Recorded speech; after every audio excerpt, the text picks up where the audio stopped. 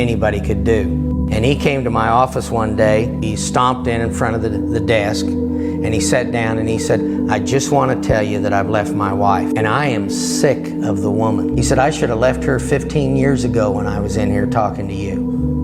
And I'm just telling you that I've left and I'm gone and I'm not going back. And I looked at him and I said, do you know the interesting thing about you is you're such a puss? And he goes, what? And he stood up and he stood on my desk. He said, well, what do you mean? And he walked around my desk and the guy just towers over me. And he says, Mike, you know I like you, but you have a habit of pushing things too far. What do you mean? And I said, brother, the test of a man is not in all the things that you've told me that you've done in your life, but the test of a man is taking up the cross, denying yourself and walking across the room and hugging and kissing your wife when she's made you this mad and offended you. Because I've done that. Well, he turned around and he stomped out. She called later in the week, made an appointment to come in the next week. They come in together and she's just beaming. And I said, what's going on with you? And she said, well, I just have to tell you what happened. It's the most amazing thing. She said, I came home from my job, a migraine, I thought my head was gonna blow apart. I stepped in the door and my husband's in there wrestling with the kids, throwing potato chips at each other. And the stuff is flying everywhere and the whole house is a mess and there's nothing but screaming.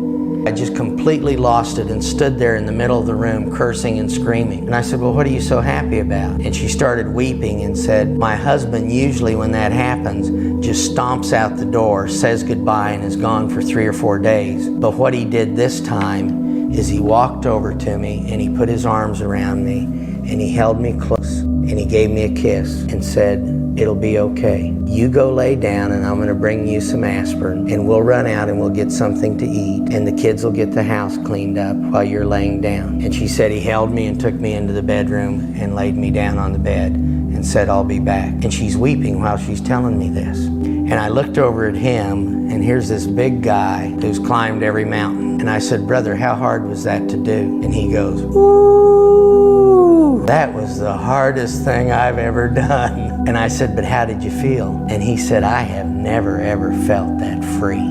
Taking up and denying yourself, taking up the cross and denying yourself is the most freeing thing there is.